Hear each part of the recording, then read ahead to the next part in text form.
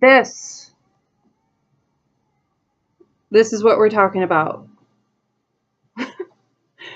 My friend just got a camera like this for Christmas, and I have one. So, and she's been looking at YouTube videos and tutorials and things about it. And I thought I would just make my own and for her and like fast track, get to all the good parts. Because there's so much on this camera. There's so much stuff. There's like, it's like a computer. There's a whole menu here of stuff. And I'm a film person by heart, you know. In my heart, I'm a film person, and I've shot film pretty much exclusively. Polaroid, which I still shoot, but Fuji stopped making my favorite film. And a lot of 35 millimeter, like this camera that my mom gave me. So the question is, how do you go from this to something like this? What are the shortcuts? Okay, that's what I'm gonna say for my friend so she can see, because this has got a lot going on. It could be kind of daunting when you first look at it. Like, there's a whole dial here with all these different settings. What do they all mean? What do I use? Okay, first of all, let's go back over to this camera, because there are just a couple important dials here that a manual film photographer knows and cares about. Up here, of course, this is to set your exposure time, right? So usually most of the time, you're leaving that at 1 and 1/25. See, it's even in red on there, because that's just kind of a good all-around setting. Although, if it starts to get dark, you're gonna leave that shutter open a little bit longer. You're gonna go down to 1/30 or 1/15, or even half a second. Or a bulb setting, just leaving the shutter open, right? So where do you find that stuff on this camera? Because it doesn't exactly translate exactly the same way. It's not in the same place on the camera.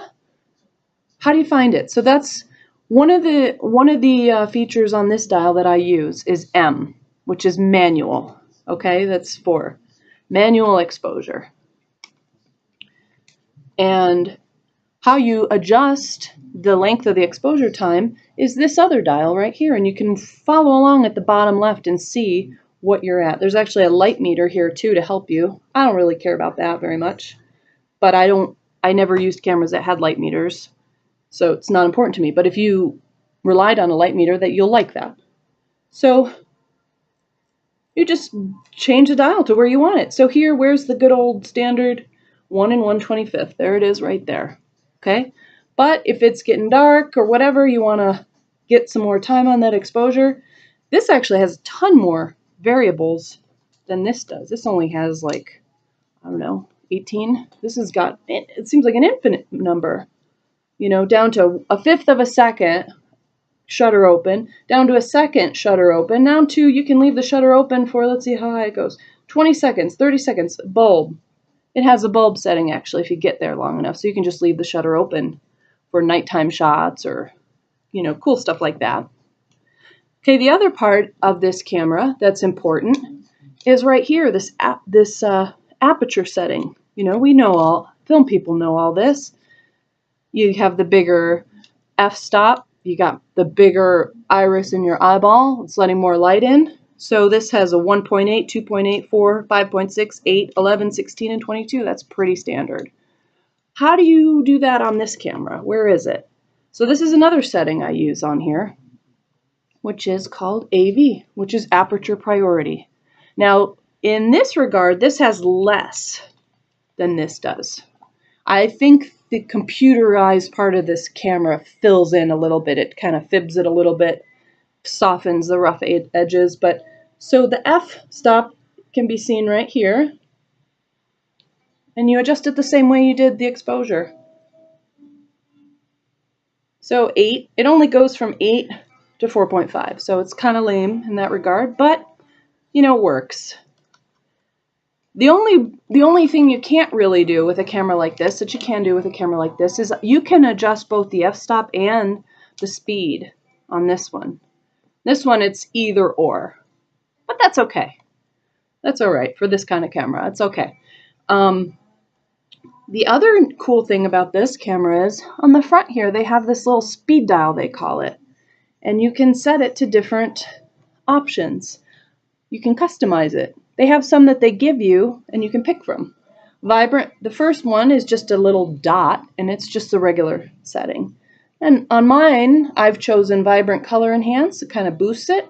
I've chosen the setting called Unicolor Bold, which is a black and white basically with just the red parts highlighted, which is kind of surreal. And then I've customized my own for dial number 4. It's called User 3. I've chosen a, they have a toy camera setting here in the menu that I really like. And so that's what I made my speed dial number 4. To get to the speed dial settings, you go to the menu, and there's a whole bunch of tabs here you got to scroll through. You should just go through and kind of play around and look at them.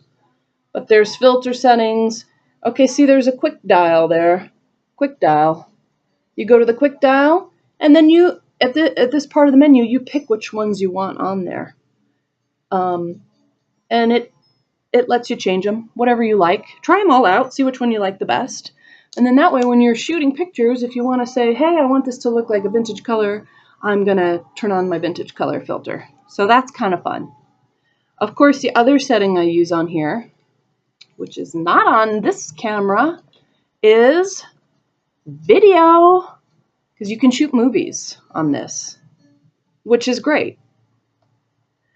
One other cool trick I've learned, so there's a lot of other settings on here that I don't use at all, okay? I don't use, you can use auto, why not? Scene is, you pick from their menu. I don't even remember how to do it because I never do it, but they give you a menu of different scenes you can pick from.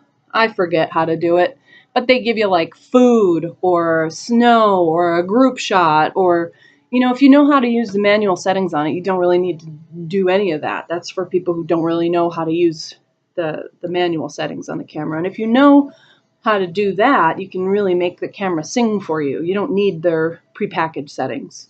But you could. I mean, I don't want to knock them, really. I just don't use them. Something else fun with this camera is there's a company called Photodiox. I think they're somewhere in the Chicago area. And they make these adapters for all different kinds of cameras. You can adapt from one type of camera to another.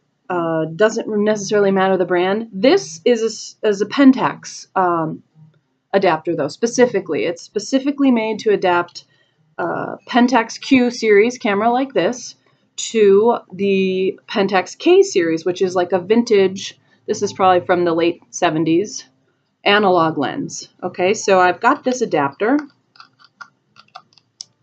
and I am going to press this little button here. This comes off, and I'm going to put this film, this analog lens on here. So this is awesome. You can see there. And then the cool thing about this is I can control both the f-stop now, and I can set this on manual and control the speed as well.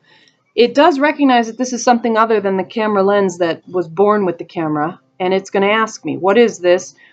It knows this lens. It says recognize it as 50 millimeter because that's what it's been. I've used it before. So I just say, yep. And now I have this kind of cool manual capability here. Plus, it's a 50 millimeter lens, so it's like a telephoto lens, basically. It's good for wildlife shots and stuff where you can't be too close. Anyway, then when I'm done with that, I just take it off, and I put this little lens back on, which is not a bad lens either. It works good. This right here is something that I read it was supposed to be for like a remote control. You don't really need it. I think it's also does, I don't really know what that does. It looks cool. Someone said they should have put Wi-Fi with this camera, Wi-Fi capabilities, but it was like just, I don't know, right at the edge of that happening, I guess. The flash is kind of fun. It pops up there. My flash is always off. I never use it. But if you want to use it, you set it right here. I'm making a video. Okay. Chad just walked in. And so those are really, that's all the tricks about this camera. I'm happy to show you more or we could go out and shoot pictures sometime. But that's kind of the fast track about it. I have a lot of fun with it. I actually have this little leather case that goes with it. It's a Pentax. Oops, I put it on wrong. Pentax leather case. So, and I have a waterproof case I use when I go to the river too. Because you gotta, that's the thing about like this compared to this is way more, I don't know, fragile, I guess. You don't want to get the components dusty or wet and stuff, where like a camera like this, you could kind of, I don't want to say abuse because I always treat my cameras well, but it takes, you know, you can get rained on, it won't get ruined.